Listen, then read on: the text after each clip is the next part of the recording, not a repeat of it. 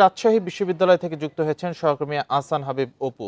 অপু, পূর্ণদিবস শিক্ষক কর্মকর্তা কর্মচারী এই বিরোধ কর্মদিবসের ফলে যে অচলাবস্থা সৃষ্টি হয়েছে, এখন কি অবস্থা দিচ্ছেন সেটার, এবং তারা তো বলছেন দাবি আদায় না হওয়া পর্যন্ত এটি চালিয়ে যাবেন।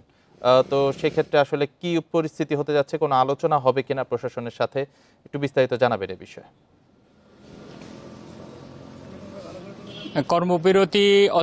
কর্মবিরতির কারণে এক ধরনের অচল অবস্থা তৈরি হয়েছে। আজকে সকাল থেকেই এই অচল অবস্থা চলছে এবং শিক্ষক কর্মকর্তা কর্মচারী তারা তাদের কাজে যোগ দেননি। বান্ডেল থাকলে প্রতি সেনমানিতে টাকা বাঁচবে। বিকাশ সেনমানি বান্ডেল কিনে জিতুন প্রতি লেনদেনে।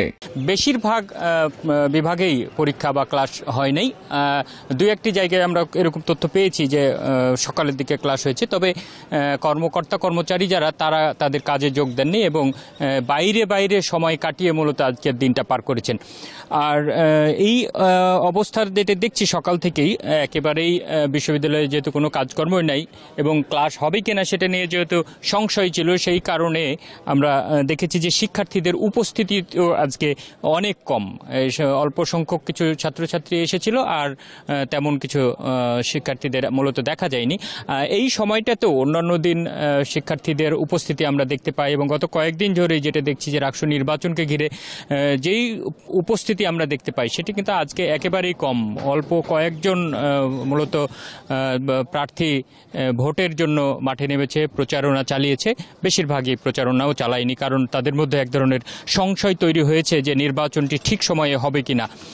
আর যেই বিষয়টি ছিল আরেকটি, যে এই নির্বাচন আজকের যে গতকালকের যে ঘটনা, তার প্রেক্ষিতে সিন্ডিকেট সভা হওয়ার যে কথাটি ছিল সেটি শুরু হয়েছে বিকেল ৩টার কিছুক্ষণ পরই। মূলত রাজশাহী বিশ্ববিদ্যালয়ের উপাচার্যর বাসভবনে এই সভাটি শুরু হয়েছে এবং আমরা যেটা জানতে পেরেছি যে এইখানকার একটা বিষয়ই আজকের আলোচ্য বিষয় আছে জরুরি সিন্ডিকেট সভায়, সেটি হচ্ছে গতকালকের যে পরিস্থিতি তার প্রেক্ষিতে আলোচনা, পর্যালোচনা এবং সিদ্ধান্ত গ্রহণ। সেখানে সব বিষয় নিয়ে আলোচনা হবে এবং একটি কথা আলোচনা আসছে যে সেটি এই গতকালকের ঘটনার তদন্তে কমিটিও হতে পারে, এরকম আলোচনা শোনা যাচ্ছে। তবে আমরা এই বিষয়গুলো আর একটু পরে হয়তো নিশ্চিত করে বলতে পারবো যে এইখানে কি সিদ্ধান্ত হচ্ছে।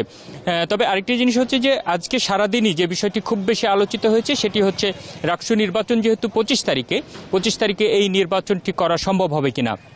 যদি শিক্ষক কর্মকর্তা কর্মচারীদের কর্মবিরতি অব্যাহত রাখে বা তারা এইটি যদি নতুন করে বর্ধিত করে যে আগামীকালকে বা এর পরবর্তীতেও চলে, তাহলে এই নির্বাচন হওয়া নিয়ে সংশয় আছে। তবে নির্বাচন কমিশন খুব জোর দিয়েই বলছেন যে শিক্ষকদের সাথে, কর্মকর্তাদের সাথে তাদের আলোচনা হয়েছে এবং তারা আশা করছে যে 25 তারিখে এই নির্বাচনটি সম্পন্ন করতে পারবেন এবং সেই জন্য যেই প্রস্তুতি দরকার স্বচ্ছ ব্যালট বাক্স তৈরি করা থেকে শুরু করে শেষ সময়ের প্রস্তুতিটাই নির্বাচন কমিশন নিচ্ছেন এবং তারা খুব বারবারই বলছেন যে 25 তারিখে নির্বাচন হবে, এই জন্য তাদের প্রস্তুতি আছে এবং প্রার্থীরা যারা আছেন তারাও প্রচারণা কাজেই ব্যস্ত থাকতে পারে, এরকমটিও বলছেন নির্বাচন কমিশন।